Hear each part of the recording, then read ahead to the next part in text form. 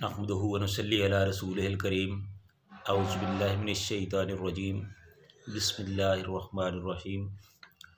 लक़द मन्नल्लाहु अलल मुमिनीन। सदक़ल्लाहुल अज़ीम। हर किस्म की हम्द व सना अल्लाह ताला की ज़ात के लिए जो सब का खालिक व मालिक है, और दुरूद व सलाम रसूलुल्लाह सल्लल्लाहु अलैहि वसल्लम की ज़ात के लिए जो सारे नबियों के इमाम और सारी कायनात के सरदार हैं। इससे पहले हम आब ज़मज़म की खुदाई और हज़रत अब्दुल्ला और अब्दुल मुत्तलिब के बारे में गुफ्तगू कर चुके हैं। आज के इस प्रोग्राम में हम रसूलुल्लाह सल्लल्लाहु अलैहि वसल्लम की पैदाइश के हवाले से कुछ बातें करेंगे। हज़रत इब्ने अब्बास रज़ी अल्लाह तआला अन्हु फरमाते हैं कि जब रसूलुल्लाह सल्लल्लाहु अलैहि वसल्लम इस दुनिया पे तशरीफ़ लाए तो आपकी जो अनोल है वो कटी हुई थी। अनोल कहते हैं जो पैदाइश के वक़्त बच्चे की नाली होती है ना, खुराक वाली, उसको अनोल कहा जाता है। जब बच्चे की पैदाइश होती है तो उसको डॉक्टर या दाई जो भी हो मौके पे वो उसको काटते हैं। तो रसूलुल्लाह सल्लल्लाहु अलैहि वसल्लम के बारे में बताया जाता है कि वो कुदरती तौर पर उनकी जो अनोल थी वो कटी हुई थी, और पैदाइश के वक़्त जो गलाज़त के मामलात होते हैं वो रसूलुल्लाह सल्लल्लाहु अलैहि वसल्लम के साथ नहीं थे। आप बिल्कुल पाक और साफ़ पैदा हुए। और इसी तरह आप सल्लल्लाहु अलैहि वसल्लम जब पैदा हुए तो कुदरती तौर पर आप खतनाशुदा थे, यानी आपके ख़तरे हुए थे। पैदाइश के वक़्त जब रसूलुल्लाह सल्लल्लाहु अलैहि वसल्लम की पैदाइश हुई तो सरदार अब्दुल मुत्तलिब उस वक़्त खाना काबा में बैतुल्लाह का तवाफ़ कर रहे थे। जब उनको रसूलुल्लाह सल्लल्लाहु अलैहि वसल्लम की वलादत की ख़बर मिली, उनको आगाह किया गया, तो वो फ़ौरन घर पहुँचे। तो हज़रत आमना रज़ी अल्लाह तआला अन्हा ने उनको, बच्चे को उनके हवाले किया और साथ ही फरमाया कि इनका नाम मोहम्मद रखना है। तो जब अब्दुल मुत्तलिब ने ये देखा रसूलुल्लाह सल्लल्लाहु अलैहि वसल्लम की जो पोजीशन थी कि उनकी अनोल भी कटी हुई है, कुदरती तौर पर ख़तना भी हुआ है, और वो वैसे भी पाक साफ़ हैं, चेहरे पे नूर बरस रहा है।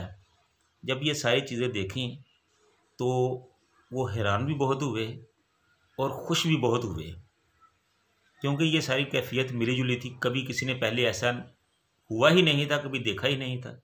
जब उन्होंने ये सारी सूरत हाल को देखा तो कहने लगे कि मेरा ये बेटा बड़ी अज़मत वाला और निराली शान वाला होगा इंशाअल्लाह।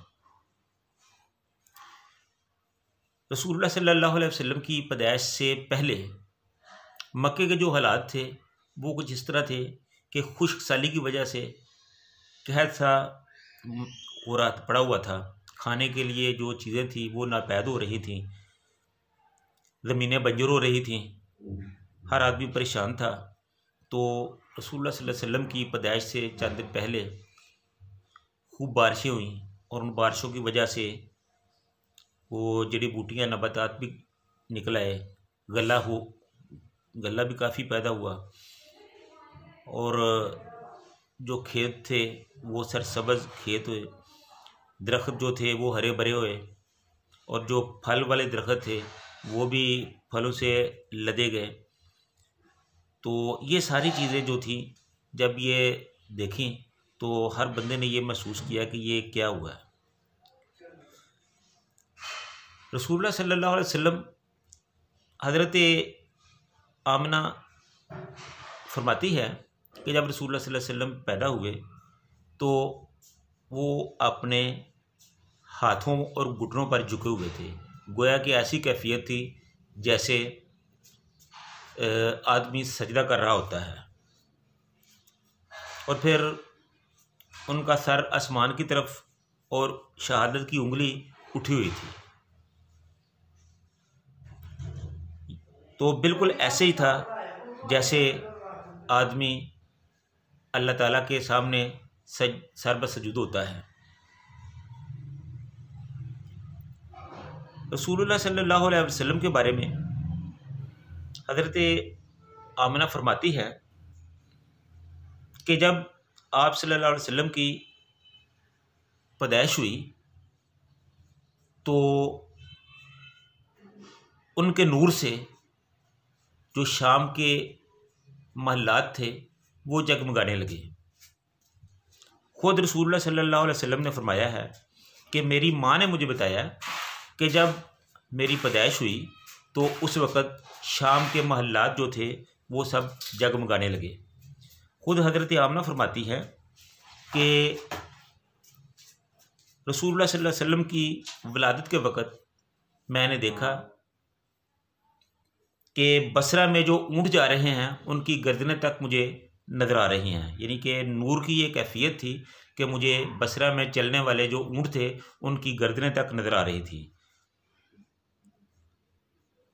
तो ये कैफियत थी रसूलुल्लाह सल्लल्लाहु अलैहि वसल्लम की पैदाइश के वक़्त।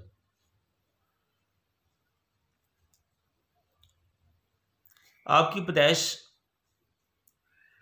बिला इख्तिलाफ पीर के दिन रबीउल अव्वल में हुई है, लेकिन तारीख़ के मामले में इसमें कुछ इख्तिलाफ हैं।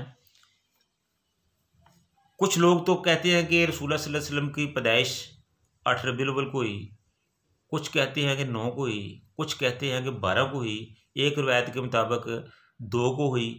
और पीर अब्दुल कादिर जिलानी रहमतुल्लाह अलैह उन्होंने अपनी किताब में लिखा है कि 10 मुहर्रम को हुई। बहरहाल पैदाइश में तारीख़ के मामले में इख्तिलाफ है। दिन जो है वो उसमें कोई इख्तिलाफ नहीं कि पीर का दिन था और रबीउल अव्वल का महीना था, ये कन्फर्म है।